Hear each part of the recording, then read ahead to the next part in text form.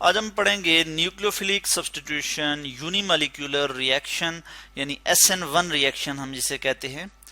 S मैं यहाँ लिख लेता हूँ SN1 रिएक्शन, यहाँ पे मैं लिख लूँगा 1।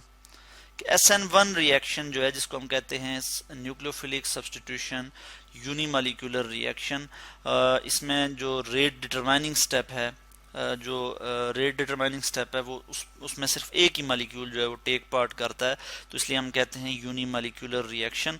और ये जो है ये 2 स्टेप रिएक्शन है, इसमें 2 स्टेप्स इन्वॉल्व होते हैं, 2 स्टेप्स रिएक्शन मैकेनिज्म आप कह सकते हैं इसे। और फर्स्ट स्टेप जो होता है वो स्लो स्टेप होता है, ठीक है। अगर मैं यहाँ पे बात करूँ फर्स्ट स्टेप की, तो फर्स्ट स्टेप स्लो होता है और सेकंड स्टेप जो है वो फास्ट स्टेप होता है। इसके लिए यहाँ पे मैं रिएक्शन लिखूंगा सी, यहाँ पे मैंने लिख लिया कार्बन, ठीक है जी। इस तरह से मैं यहाँ पे लिखूंगा, फर्ज किया हमारे पास है क्लोरीन यहाँ पे अटैच है इसके साथ, और ये हमारे पास है जी टर्शरी हमारे पास अल्काइल हैलाइड है CH3। और ये जो है क्या करेगा, फर्स्ट स्टेप में क्या होगा कि ये जो है वो आयोनाइज होगा किसी पोलर सॉल्वेंट, कोई भी पोलर सॉल्वेंट हम यूज़ कर सकते हैं कि फर्स्ट स्टेप जो है ये रिवर्सिबल स्टेप होता है, यानी ये दोनों साइड प्रोसीड हो सकता है, फॉरवर्ड और बैक साइड। और इसमें हम यूज़ करते हैं कोई भी पोलर सॉल्वेंट, एक्वस एसीटोन हम यूज़ कर सकते हैं, या फिर हम एक्वस इथाइल अल्कोहल हम जो है यूज़ कर सकते हैं। फ़र्ज़ किया मैं यहाँ पे लिख लेता हूँ जी इथेनॉल लिख लेता हूँ, या इथाइल अल्कोहल जिसको हम कॉमनली कहते हैं, तो मैं लिखूँगा इथेनॉल, और मैं इस तरह से लिखूंगा एक्वस इथेनॉल हम यूज करते हैं। पोलर सॉल्वेंट है ये, पोलर मीन के इसमें पोल बनते हैं पॉजिटिव नेगेटिव। आप देख सकते हैं अगर मैं इसको इस तरह से लिखूं तो हाइड्रोजन पे पार्शियल पॉजिटिव चार्ज आएगा और ऑक्सीजन पे पार्शियल नेगेटिव चार्ज आएगा, ऑक्सीजन ज्यादा इलेक्ट्रोनेगेटिव है, ठीक है। यानी इस तरह से ये पोलर सॉल्वेंट है, ठीक है। तो पार्शियल नेगेटिव चार्ज है और इस पे पार्शियल पॉजिटिव चार्ज है। जो हाइड्रोजन और ऑक्सीजन के दरमियान जो शेयर्ड पेयर ऑफ इलेक्ट्रॉन है वो ऑक्सीजन की तरफ ज़्यादा अट्रैक्टेड है, तो इसलिए ये क्या है, पोलर सॉल्वेंट है। तो हम पोलर सॉल्वेंट की मौजूदगी में ये रिएक्शन जो है वो करवाते हैं, और इसमें क्या होता है कि जो अल्काइल हैलाइड है वो आयोनाइज होता है। अब जब ये आयोनाइज होगा तो कुछ इस तरह से हमारे पास आ जाएगा जी, कार्बोकैटायन की फॉर्मेशन हो जाएगी, और इस तरह से मिथाइल ग्रुप जो है वो अटैच हो जाएंगे CH3 प्लस प्लस में यहाँ लिखूंगा क्लोराइड आयन Cl नेगेटिव। ये हमारे पास आ जाता है टर्शरी कार्बोकैटायन, यहाँ पे मैं लिख लूंगा टर्शरी के लिए TER लिखूंगा, और यहाँ पे लिख लूंगा कार्बोकैटायन, यानी कार्बन के पास जो है क्या हो गया जी, डेफिशिएंसी हो गई है इलेक्ट्रॉन की, इसलिए इस पे पॉजिटिव चार्ज आ गया। तो ये क्या है, टर्शरी कार्बोकैटायन है। इस पूरे स्टेप, ये जो स्टेप है इसको हम कहते हैं ये स्लो स्टेप है।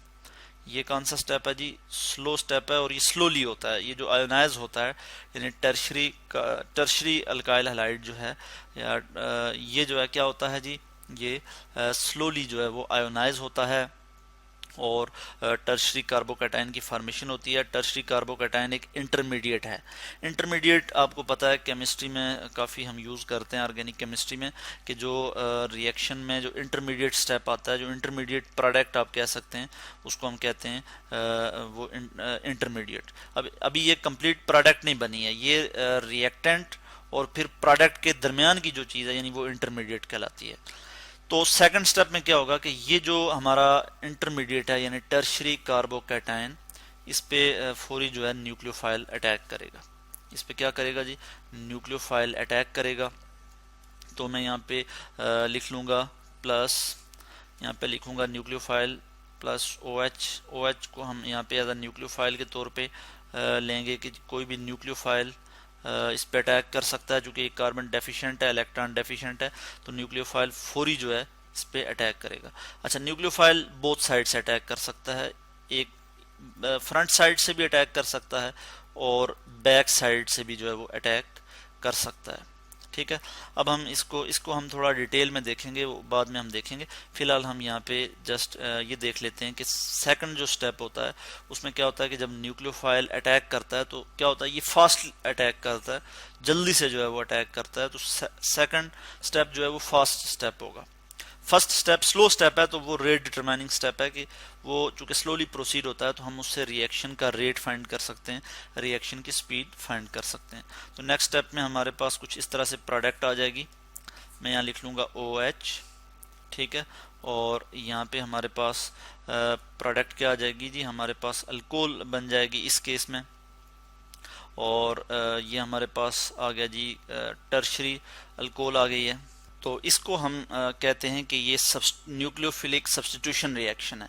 यानी पहले स्टेप में क्या हुआ, फर्स्ट स्टेप में कि जो टर्शरी अल्काइल हैलाइड था वो आयोनाइज हुआ और हमारे पास टर्शरी कार्बोकैटायन एक इंटरमीडिएट आया, और फिर टर्शरी कार्बोकैटायन पे सेकंड स्टेप में न्यूक्लियोफाइल ने फौरन अटैक किया, ये फास्ट स्टेप है, और हमारे पास यहाँ पे टर्शरी ब्यूटानॉल जो है हमारे पास आ गया। तो ये जो है इसको हम कहते हैं SN1 रिएक्शन, जो कि 2 स्टेप में प्रोसीड होता है। मगर हम रेट ऑफ रिएक्शन की बात करें तो रेट ऑफ रिएक्शन डिपेंड करता है सिर्फ जो है वो किस पे, अल्काइल हैलाइड पे, यानी सबस्ट्रेट पे, ठीक है, सबस्ट्रेट पे डिपेंड करता है। ये जिसको हम आपको दिखा रहे हैं कि ये जो है ये क्या है, सबस्ट्रेट है टर्शरी अल्काइल हैलाइड, इस पे रेट डिपेंड करता है। तो मैं यहाँ पे लिखूंगा कि रेट जो है वो डिपेंड करता है किस पे, rate is directly proportional to, यानी रिएक्शन की जो स्पीड है, जो रफ्तार है, वो किस पे डिपेंड करती है, अल्काइल हैलाइड पे, वो अल्काइल हैलाइड पे। और यहाँ पे मैं लिखूंगा सबस्ट्रेट लिख सकता हूँ, या फिर मैं यहाँ पे अल्काइल हैलाइड लिख सकता हूँ, अल्काइल हैलाइड। और इस तरह से हम स्क्वायर ब्रैकेट शो करते हैं, जो कि जिसका मतलब है कंसंट्रेशन, यानी अल्काइल हैलाइड की कंसंट्रेशन पे जो है वो डिपेंड करता है रेट, और इसलिए हम कहते हैं कि ये SN1 रिएक्शन है, ठीक है, कि एक ही मॉलिक्यूल जो है वो रेट डिटरमाइनिंग स्टेप में रोल प्ले कर रहा है और रेट को जो है वो रिएक्शन के रेट को डिटरमाइन कर रहा है। तो इसलिए हम इसको SN1 रिएक्शन कहते हैं। इसके अलावा हम थोड़ी सी मजीद इसमें बात कर लेते हैं। हम फर्ज किया इसको यहाँ से कॉपी करके मजीद इसके मतलब कुछ डिटेल में बात कर लेते हैं कि अगर न्यूक्लियोफाइल जो है हमारे पास अटैक करता है, बैक साइड से अटैक करता है या फिर फ्रंट साइड से अटैक करता है, तो हमारे पास क्या पॉसिबिलिटी है प्रोडक्ट की। अब हम यही बात यहाँ पे कर लेंगे कि अगर जो है न्यूक्लियोफाइल फ्रंट साइड से अटैक करता है, फर्स्ट किया मैं यहाँ पे इसको इसी तरह शो कर लेता हूँ कि ये फ्रंट साइड अटैक जो है वो शो कर रहा है, तो इस केस में हमारे पास जो कॉन्फ़िगरेशन है इसकी वो चेंज नहीं होगी, ठीक है, और ये प्रोडक्ट कुछ इस तरह से हमारे पास आ जाएगी, यानी कार्बन OH, ठीक हो गया, और CH3 CH3 यानी इसमें क्या होगा कि रिटेंशन ऑफ कॉन्फ़िगरेशन होगी, यानी कॉन्फ़िगरेशन चेंज नहीं हुई है कार्बोकैटायन की। इसी तरह से मैं अगर यहाँ पे एक और जो है वो न्यूक्लियोफाइल अगर बैक साइड से अटैक करता है, एक और एग्जांपल देता हूँ आपको, इसमें भी मैं आपको यहाँ पे बता देता हूँ कि इस केस में क्या होगा। इस केस में हम देख सकते हैं कि न्यूक्लियोफाइल जो है जब अटैक करेगा और बैक साइड अटैक करेगा, यानी बैक साइड से क्या मुराद है, इस चीज को हम यहाँ पे देख लेते हैं। पहले हम देख लेते हैं front side attack. Front side attack से मुराद ये है कि जहां से लिविंग ग्रुप जो है वो निकला है यहाँ से, उस साइड से अगर अटैक करेगा तो रिटेंशन ऑफ कॉन्फ़िगरेशन होगी, और अगर बैक साइड से अटैक करेगा, यानी जहां से लिविंग ग्रुप निकल रहा है उसकी बैक साइड से अटैक करेगा न्यूक्लियोफाइल, तो हमारे पास जो कॉन्फ़िगरेशन होगी वो क्या होगी, वो कुछ इस तरह से हो जाएगी, OH, और फिर हम यहाँ पे लिखेंगे कार्बन, और फिर इस तरह से इन्वर्ट हो जाएगी कॉन्फ़िगरेशन जो है वो इन्वर्ट हो जाएगी, और इसको हम कहते हैं इन्वर्जन ऑफ कॉन्फ़िगरेशन। इसको हम क्या कहते हैं जी, इन्वर्जन ऑफ कॉन्फ़िगरेशन, और इसको हम कहेंगे ये रिटेंशन ऑफ कॉन्फ़िगरेशन। तो 50% हमने देखा कि 50% रिटेंशन ऑफ कॉन्फ़िगरेशन है, रिटेंशन, और 50% जो है इन्वर्जन हो सकती है इस केस में, इन्वर्जन, VRSION। तो इस तरह से हमने यहाँ पे बात की कि 50% इस केस में इन्वर्जन हो सकती है और 50% जो है वो रिटेंशन हो सकती है। उसकी वजह क्या है कि न्यूक्लियोफाइल किस तरफ से अटैक करता है।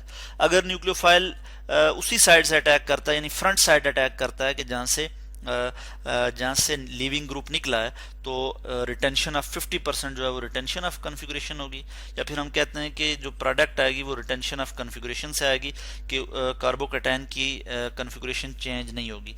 और अगर बैक साइड अटैक कर रहा है, ठीक है, बैक साइड अटैक कर रहा है न्यूक्लियोफाइल, यानी जहां से लिविंग ग्रुप निकल रहा है उसके बैक साइड से, तो कन्फिगुरेशन क्या होगी जी, इन्वर्जन ऑफ कन्फिगुरेशन होगी। और हमारे पास हम देखते हैं कि ओवरऑल जो है 50% इन्वर्जन होती है और 50% रिटेंशन होती है कन्फिगुरेशन की।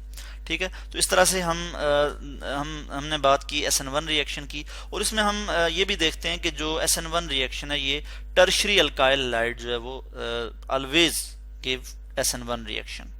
टर्शरी मैं यहाँ लिख लूंगा TERTIARY, टर्शरी अल्काइल हैलाइड के लिए मैं इस तरह से RX लिख लूंगा। ये हमेशा जो है वो SN1 रिएक्शन देंगे। SN मैं यहाँ पे इसको ठीक करके लिख लूँ, SN1 रिएक्शन देंगे। और जो सेकेंडरी अल्काइल हैलाइड हैं वो उनके लिए दो पॉसिबिलिटीज हैं सेकेंडरी अल्काइल हैलाइड के लिए, कि वो SN1 भी दे सकते हैं, SN1 reaction, and SN2 reaction भी दे सकते हैं, SN2 रिएक्शन। और जो प्राइमरी अल्काइल हैलाइड हैं वो SN2 रिएक्शन देते हैं। तो इस तरह से आज हमने डिस्कस किया SN1 रिएक्शन, यानी यूनिमॉलिक्यूलर न्यूक्लियोफिलिक सब्स्टिट्यूशन रिएक्शन।